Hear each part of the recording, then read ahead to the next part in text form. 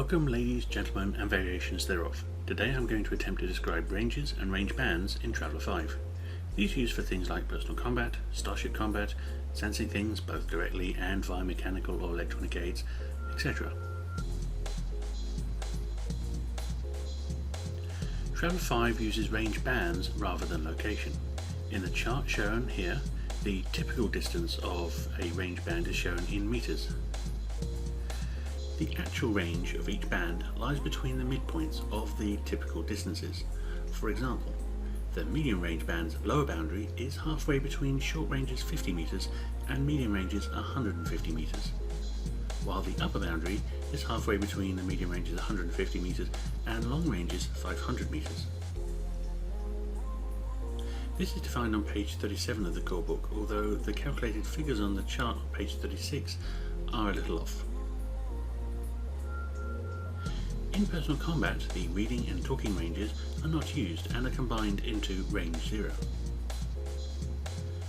Rather than force all objects in the same range band to be at the same distance, subbands can be used. For example, the distant range band, r equals 6, can be divided into 6.2, 6.4, 6.6 and 6.8. An object at 6.2 can be described as closer than an object at 6.6. But as far as the game mechanics are concerned, they're both at range 6. Occasionally, such as with altitude, these subbands are given actual values, but generally they are abstract and only invoked when necessary.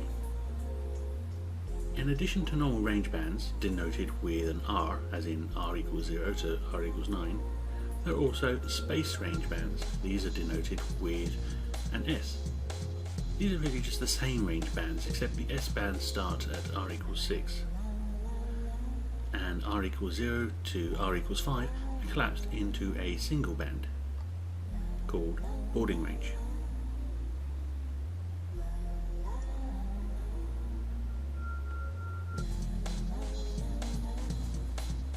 The scale extends out to R equals 18, also called S equals 13.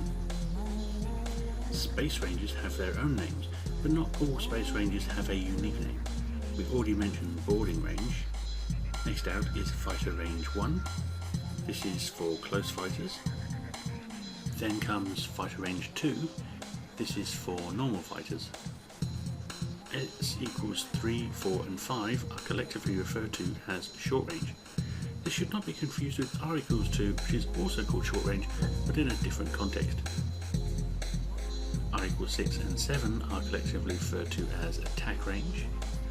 S equals 8 and 9 are collectively referred to as long range, and again this should not be confused with R equals 4, which is also called long range, but again in a different context.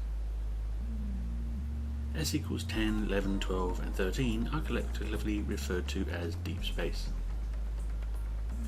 Let's simplify the table by removing the R numbers names and the actual ranges of each band.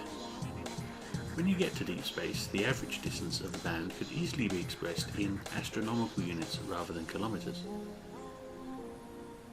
And starting at attack range, the time for light to cross the distance becomes a noticeable number of seconds. Remember that radio communication would require a round trip or double the number of seconds indicated.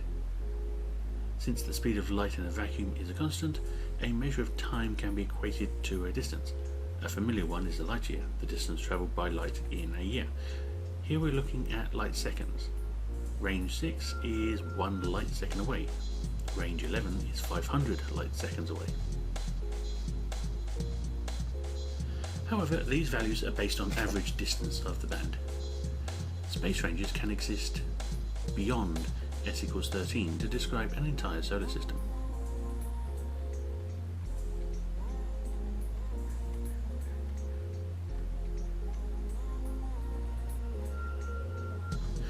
Note that space ranges don't line up with orbit numbers exactly. Further details can be found on page 43 of the Traveller 5 core book. One last point, some stars are huge.